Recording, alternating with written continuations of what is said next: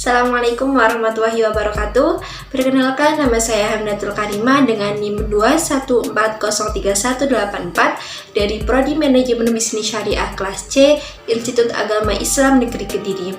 Di sini saya akan menyampaikan mengenai suatu topik yang menarik, yaitu mengenai pentingnya komunikasi dan pengambilan keputusan. Untuk penjelasannya, silahkan simak video dari saya, teman-teman. Untuk yang pertama, kita akan membahas mengenai seberapa pentingyakah organisasi.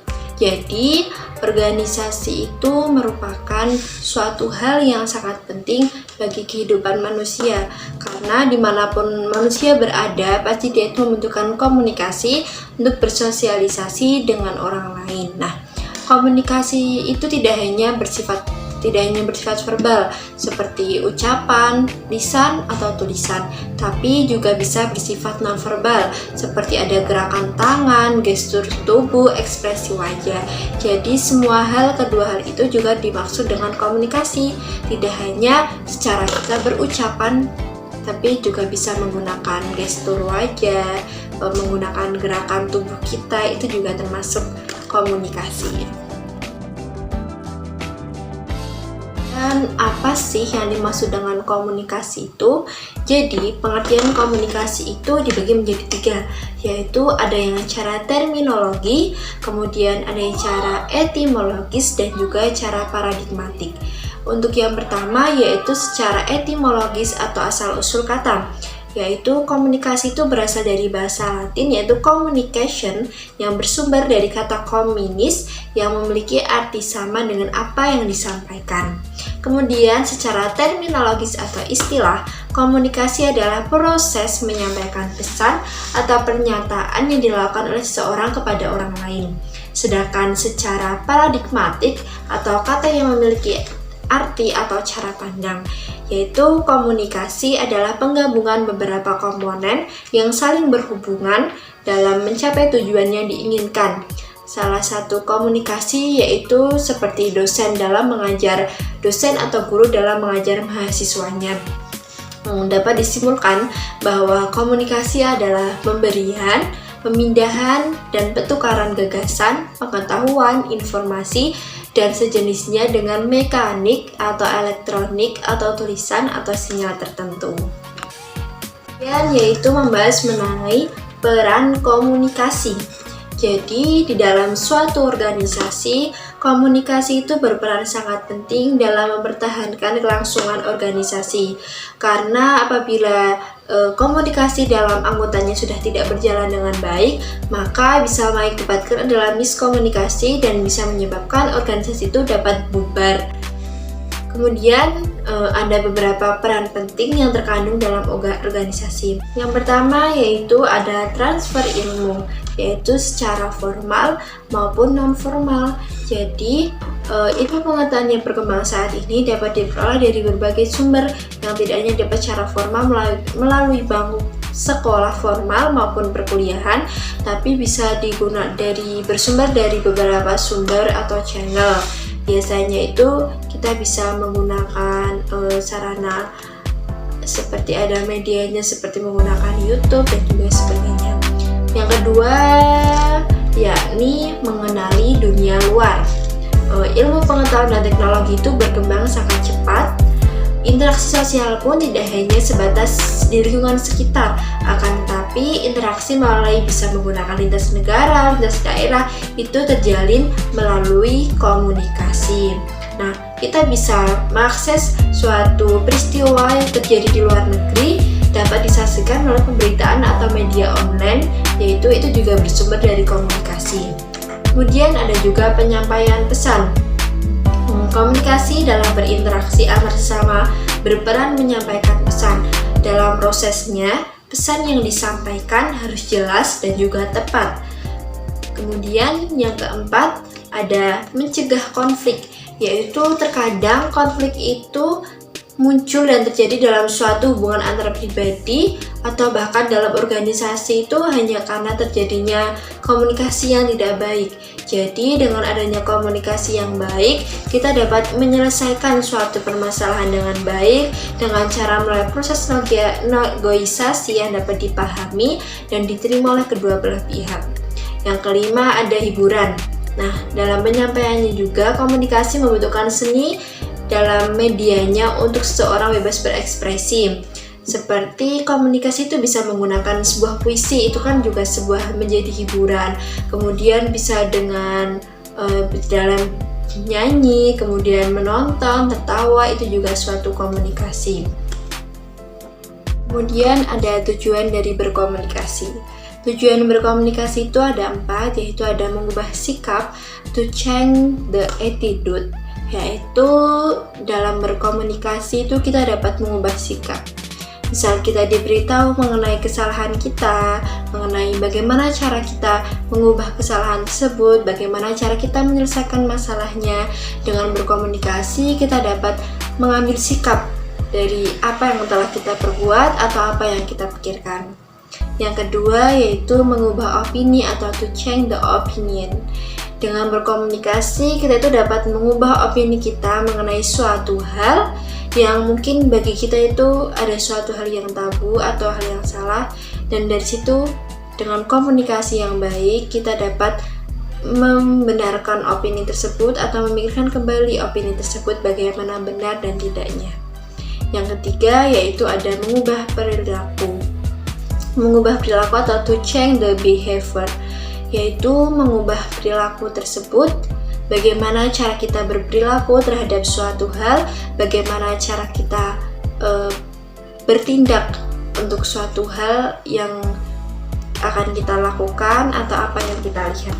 Yang keempat yaitu mengubah masyarakat, to change the society, yaitu bagaimana cara kita mengubah masyarakat menjadi lebih baik atau menjadi hidup semakin dalam bermasyarakat yang baik. Jadi kita harus mengubahnya menjadi ke arah yang lebih baik lagi. Ada hambatan dari komunikasi. Komunikasi di dalam suatu organisasi itu tidak selamanya berjalan dengan mulus dan lancar seperti yang diharapkan. Seringkali itu dijumpai dalam suatu organisasi itu terjadi salah pengertian atau komunikasi miscommunication antara satu anggota dengan anggota lainnya, atau antara atasan dengan bawahannya mengenai pesan yang mereka sampaikan dalam berorganisasi. Segala sesuatu yang membuat komunikasi itu disebut noise. Kata ini diambil dari istilah kelistrikan. Hambatan komunikasi itu sendiri terdiri dari 6 macam, yaitu yang pertama ada hambatan yang bersifat teknis. Nah, hambatan yang bersifat teknis disebabkan oleh berbagai faktor, yaitu kurangnya sarana dan prasarana yang diperlukan dalam proses komunikasi. Yang kedua yaitu penguasaan teknik dan metode berkomunikasi yang tidak sesuai. Dan yang terakhir yaitu kondisi fisik yang tidak memungkinkan terjadinya proses komunikasi yang dibagi menjadi kondisi fisik manusia, kondisi fisik yang berhubungan dengan waktu atau situasi atau keadaan, dan kondisi peralatan. Kemudian yaitu ada hambatan semantik.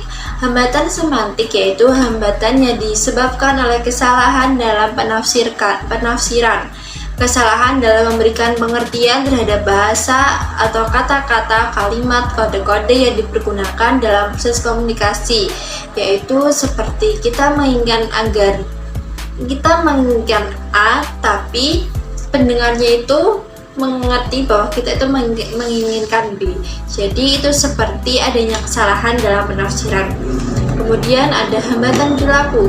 Hambatan perilaku disebut juga hambatan kemanusiaan, seperti pandangan yang bersifat a priori, prasangka yang didasarkan pada emosi, suasana otoriter, ketidakmauan untuk berubah, dan sifat egosentris. Yang keempat yaitu ada hambatan psikologis. Hambatan psikologis merupakan unsur-unsur dari hambatan kegiatan psikis manusia. Dalam hambatan ini terdapat kepentingan, prasangka, stereotip, dan motivasi.